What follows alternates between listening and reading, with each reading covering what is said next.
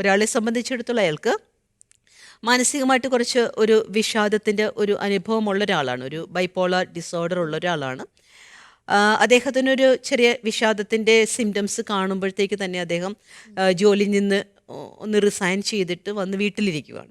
അപ്പോൾ വീട്ടിലിരിക്കുമ്പോഴത്തേക്ക് വീട്ടിലൊരു അവസ്ഥയിൽ വേറെ ആരും അദ്ദേഹത്തോട് സംസാരിക്കാനൊന്നുമില്ല.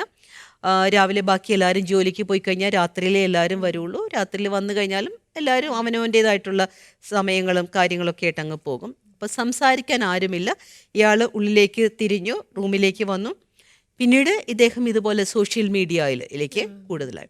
അപ്പോൾ അവിടെ ആ ഒരു സമയത്ത് വളരെ സെൻസിറ്റീവായിട്ടുള്ള ഗാർഹിക പീഡനങ്ങളെക്കുറിച്ചുള്ള കുറച്ച് വാർത്തകളും കാര്യങ്ങളൊക്കെയാണ്. അപ്പോൾ ഇത് തന്നെയാണ് ഇദ്ദേഹം കണ്ടുകൊണ്ടിരിക്കുന്നത്. അപ്പം അദ്ദേഹം പറഞ്ഞൊരു കാര്യം, സിസ്റ്ററെ, ചിലപ്പോൾ ഞാൻ എൻ്റെ മരുന്നൊക്കെ കഴിച്ച് കുറച്ചുകൂടിയൊക്കെ എൻ്റെ ചുറ്റുപാടുകളും എൻ്റെ കൂടെയുള്ളവരൊക്കെ ആയിട്ട് ഇൻ്ററാക്ട് ചെയ്തിരുന്നുവെങ്കിൽ ഞാൻ അത്രയും വലിയൊരു ഡിപ്രഷനിലേക്ക് പോവില്ലായിരുന്നു. കാരണം ആ ഒരു സോഷ്യൽ മീഡിയയിൽ അല്ലെങ്കിൽ ഒരു സ്ക്രീൻ ടൈം കൂടിയത് കൊണ്ടായിരുന്നു അദ്ദേഹം പിന്നീട് ഒരു മേജർ ഡിപ്രഷനിലേക്ക് വരാനായിട്ടുള്ള ഒരു കാരണം.